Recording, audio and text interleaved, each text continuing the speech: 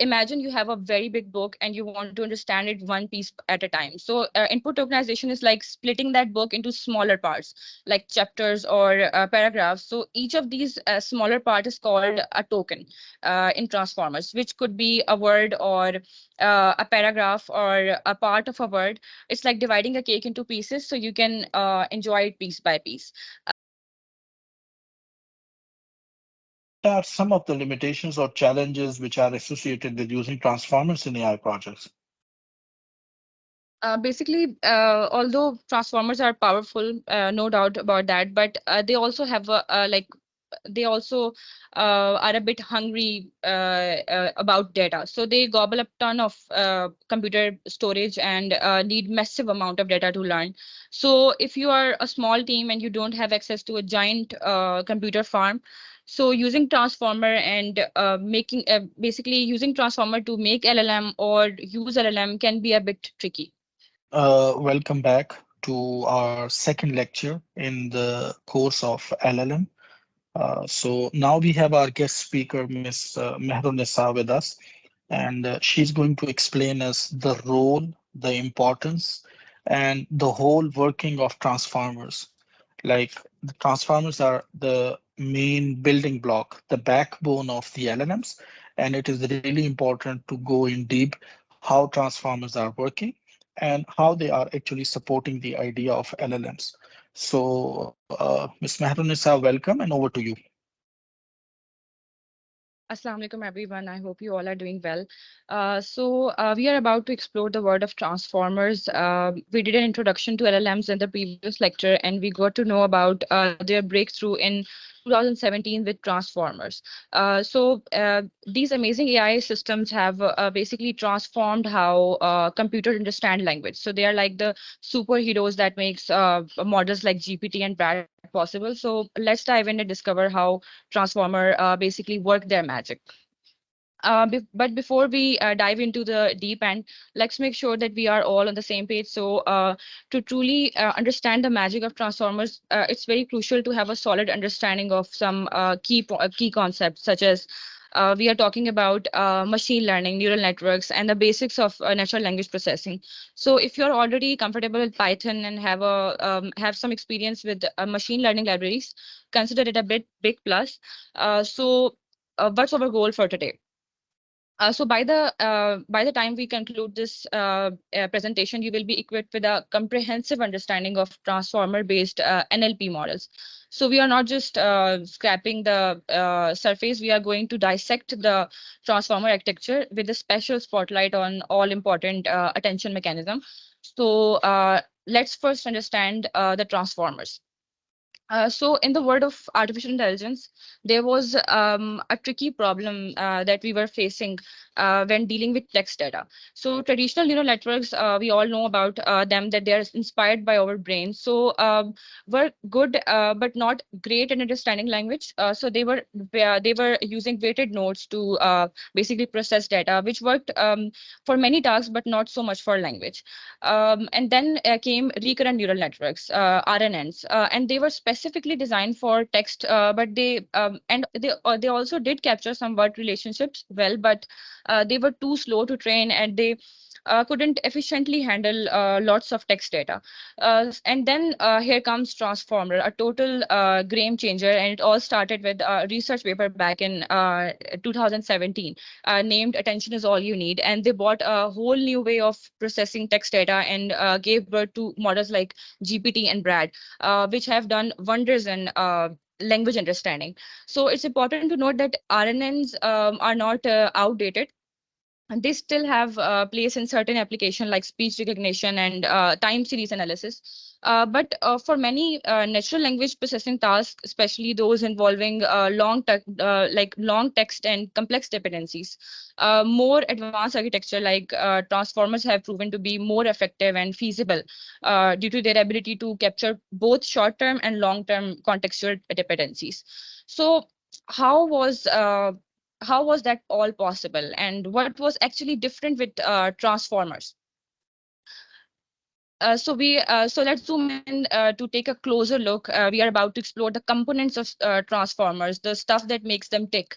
So think of them as the building blocks of a powerful language understanding model, and these components work seamlessly together, each contributing to the overall functionality. And together, they basically give transformers this incredible ability to comprehend and generate human like text. So let's explore what each of these component brings to the table. First of all, we have input embeddings.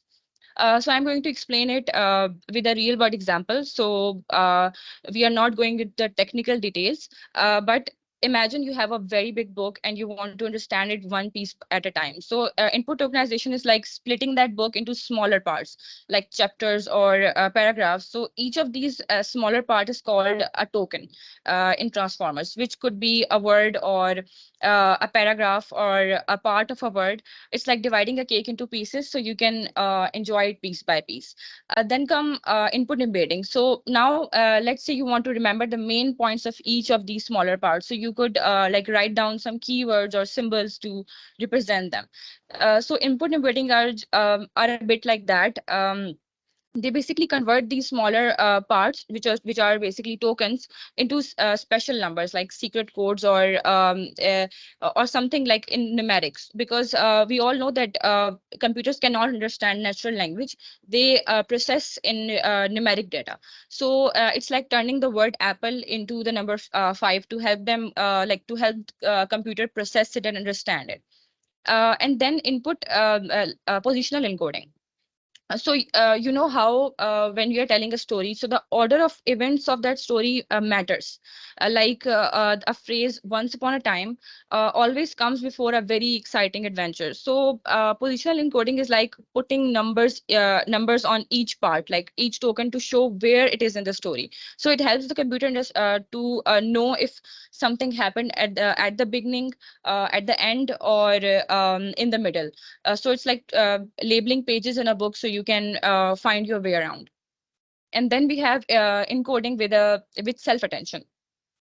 So now think of an expert who can answer questions about a story because they remember the details, right? So the encoder is a bit like that expert who like it looks at all the tokens and figure out how they are related, like connecting the dots in a picture, and it helps the computer understand what's happening in the story.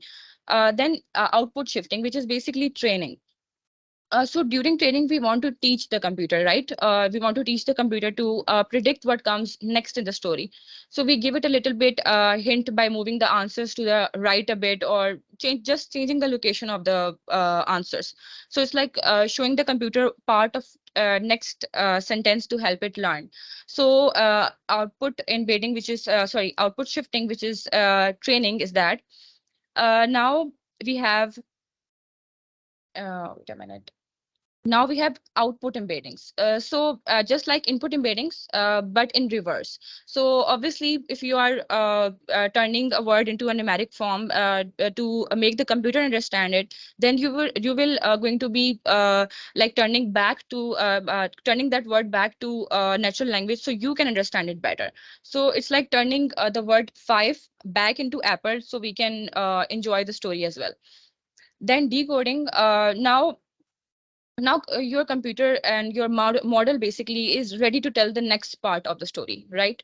So the decoder is like the storyteller, and it looks at what the encoder said and uses that information to continue the tale, like continue the part of the story. So it's like someone talking like it's like someone taking the hints you gave them and adding more to the story.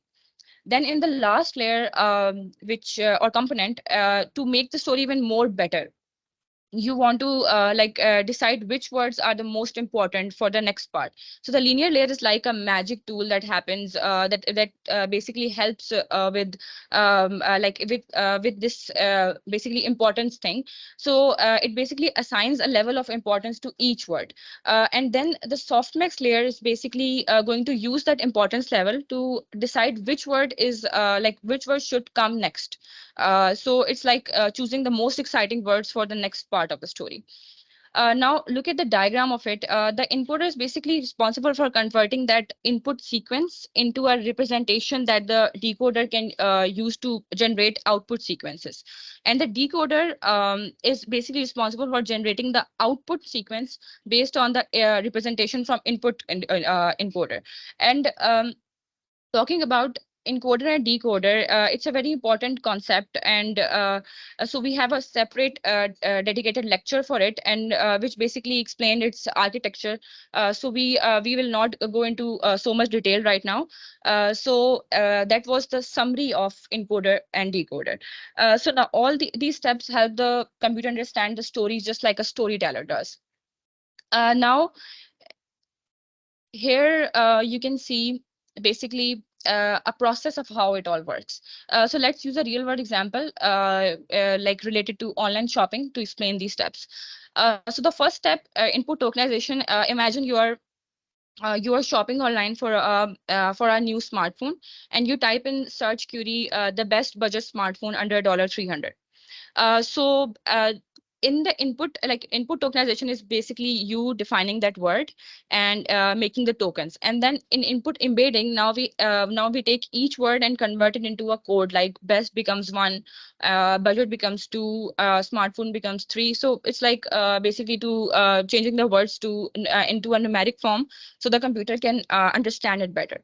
Then in after input embedding, you have positional encoding. So we add numbers to show their position in the query. Like the best is at position number one, the budget is at second position, and so on.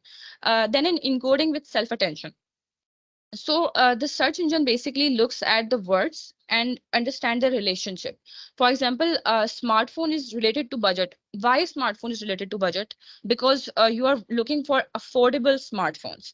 And then in output shifting, which is training, so the search engine basically learns by seeing part of the search results. So so it sees best smartphone under, and it learns to predict that it could be under $300.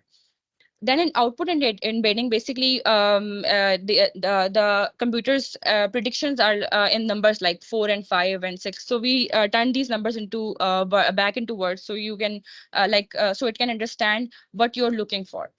Then decoding. So the search engine basically continues its task based on what it learned, and it basically presents you with a list of best smartphone under $300 available for purchase. So decoder is basically doing that step. Then in the last layer, to display the results, like to display the search results effectively. Like the search engine selects the most relevant smartphones and arrange them by a specific feature, price, and like it's just like using a special tool. It helps to find the perfect smartphone within your budget. So all these steps helps the search engine understand, learn, and provide you with a tailored search experience, and making your online experience basically efficient and more enjoyable. Now now you know the process of how a transformer works. So let's talk about the attention mechanism. Think of it as a spotlight when solving problems. They can focus this spotlight on exactly what matters the most for them. So imagine you have a huge book full of information, and you need to sorry and you need to basically uh, understand it thoroughly. So that's where attention comes into play, like a magnifying glass for words. So when transformer processed data, text data, they use attention to pay intense focus to certain words, just like you would when reading a critical section of a book. So it's as if they have a built-in radar that basically scans through the text and pinpoint the words that are most relevant to understanding the context of it. So this basically superpower of attention allows transformer to grab the meaning, relationship, and as well as nonsense in text better than ever before. So there are two important things that is included in the transformers: self-attention and multi-head attention. So let's see what they are. Okay, so talking about self-attention. So you have two different sentences here. The first sentence is the animal didn't cross the street because it was too tired. And the other sentence is the animal didn't cross the street because it was too wide. So in the first sentence, the pronoun it refers to the animal. In the second sentence, the pronoun it refers to the street. So this is hard for a traditional sequence to sequence model to basically model, as they only have a single hidden state and they represent the entire input sequence in it. So, but when it comes to transformers, they can model this by using self-attention.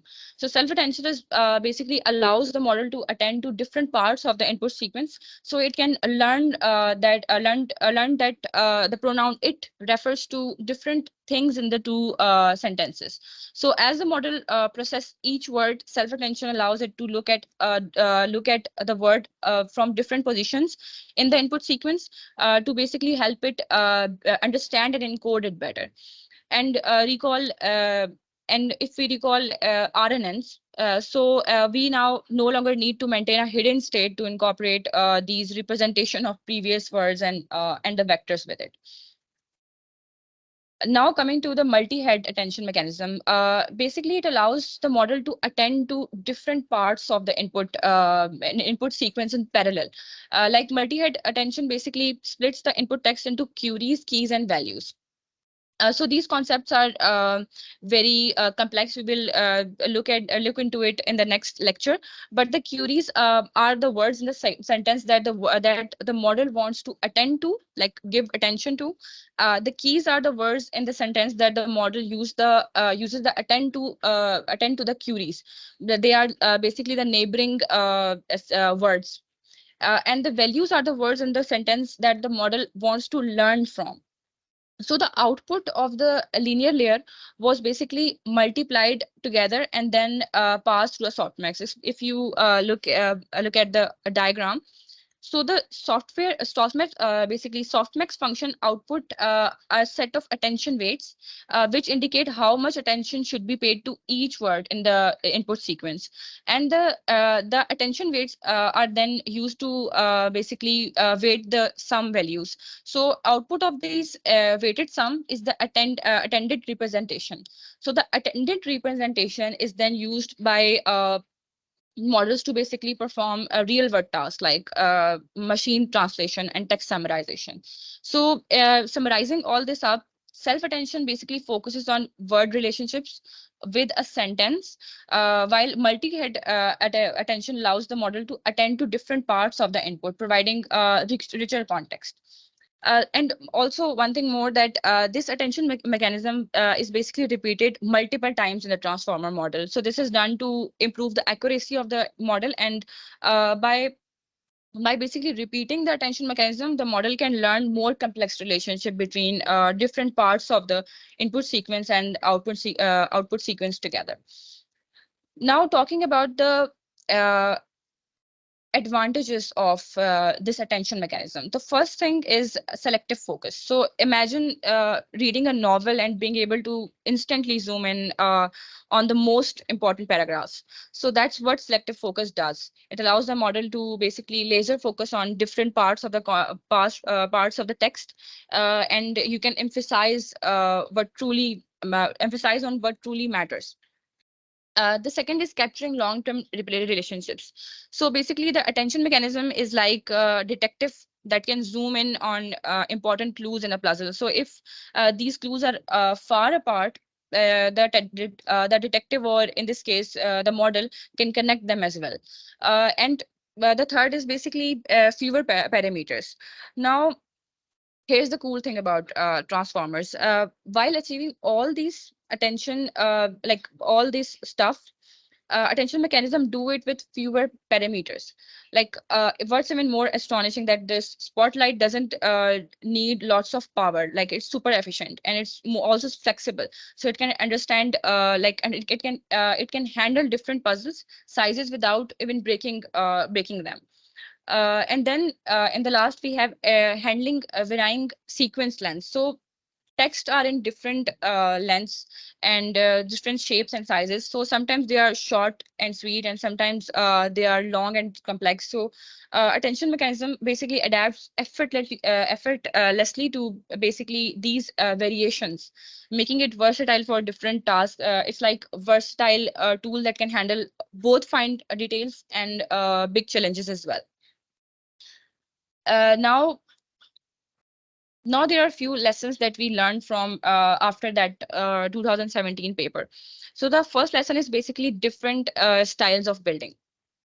It's just an example, which is basically transformer is just is not just one kind of building. They are like architects who borrowed ideas from different types of building. So they took inspiration from regular houses, which are in this phenomenon, which are recurrent neural networks, which were basically regular houses, and then even skyscrapers like a convolutional neural network, which was basically designed for specifically for images, but transformer took inspiration from that as well, and recurrent neural networks as well. So this mix of styles basically makes them versatile for different tasks, like having different tools in a toolbox.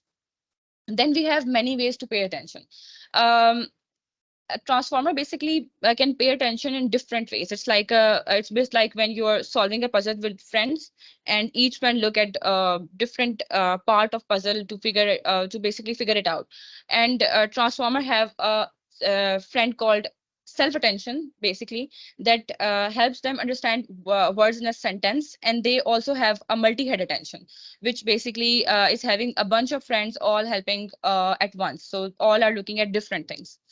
And then at the second sorry the third lesson is that even though transformer do impressive things, the math they use, it's not very complicated. Like it's a bit like when you learn to multiply and add numbers. So the real challenge basically comes when you want to understand fancy terms like keys, queries, and values, and identifying them. So that's like going deeper into the specific subject. So transformer are like architects who build many styles, and they have different ways to pay attention, and they and their math is even simpler than it might seem.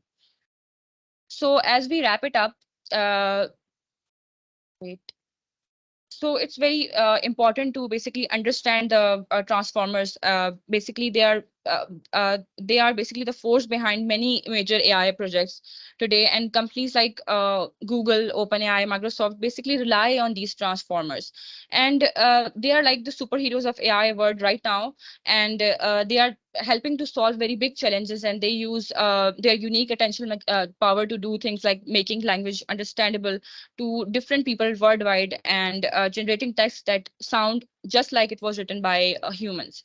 So in the upcoming lectures, we will learn more about how transformer works and where we use transformer. So that's all. If you have any questions. Thank you very much for this very great and in-depth lecture about the transformers, the main building block for LLMs. Uh, I have a few questions regarding the transformers.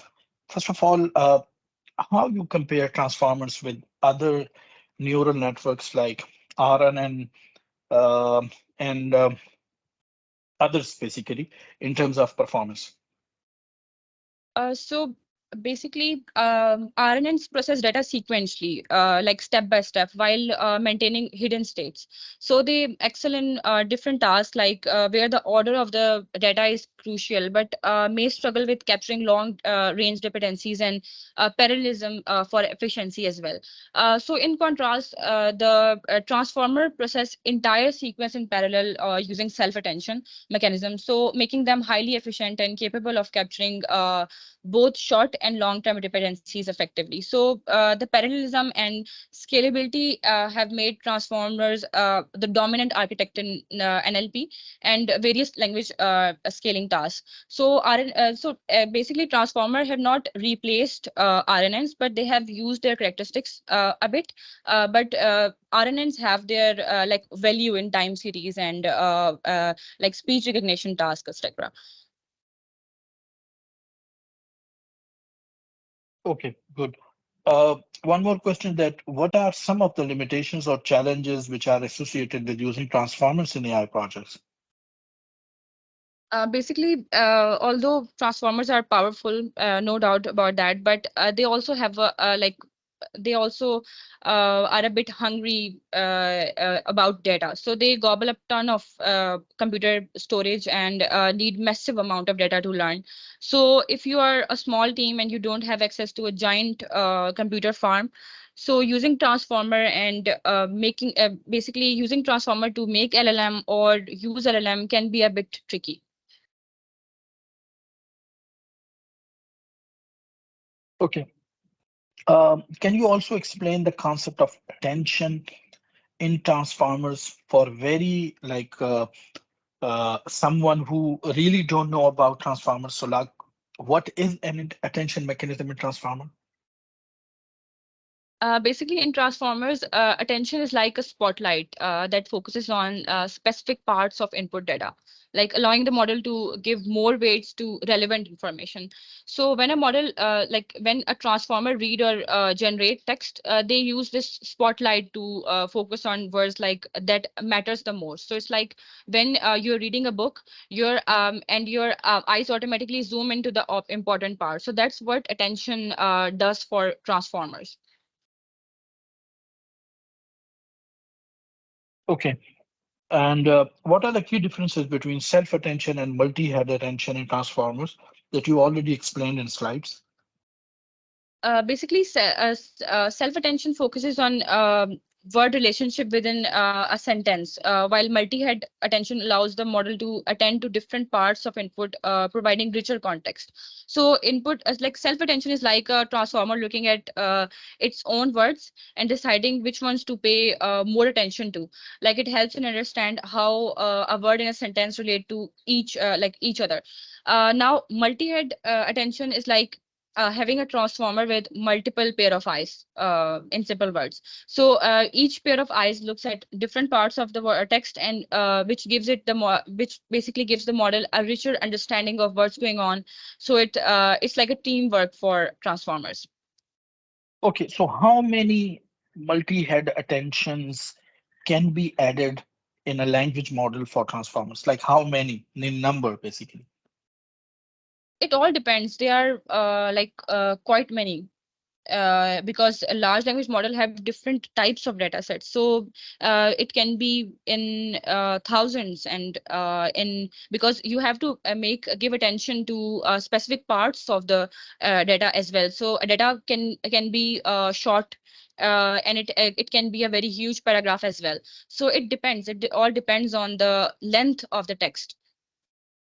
Okay, one question that when we say that multi-head attention in transformers, so in fine-tuning or making a language model available for a specific task, it also requires uh, the effort to fine-tune an LLM by having multi-head attention to a specific topic or to a specific data set, something like that. You understand what my question? Yeah, I can understand that. Basically, when we talk about fine tuning, so fine tuning is a task where you disrupt the last layers of a pre-trained model. So when you disrupt a last layer of pre-trained model, you are basically defining how a model is going to behave with you. So it can be for any task with sentiment analysis, question answering. So whatever you want your model to behave like, so you are just like fine tuning in that way. So self-attention and multi-head attention both comes into play in that domain as well because you are and one more thing that in pre-training when the model is pre-trained, the self-attention and multi-head attention is not fixed. You understand that like it's not fixed, it's disrupt. And when you fine-tune it, it becomes more like attentive to the right things. So fine-tuning basically Yeah. So you give more hints actually, and yes, you tell exactly. the model to have attention to those aspects, and this way the model is fine-tuned to a specific aspect. Yeah. Yeah, Yeah. exactly. Thank you very much. This was really, really informative sessions, and especially the question answers really clarified the idea more in depth. So I thank Thank you you, so Ms. much. Mehrunisa, for your time and efforts. And I see you, all of you, in the next very interesting lecture of this course on LLM. Thank you very much.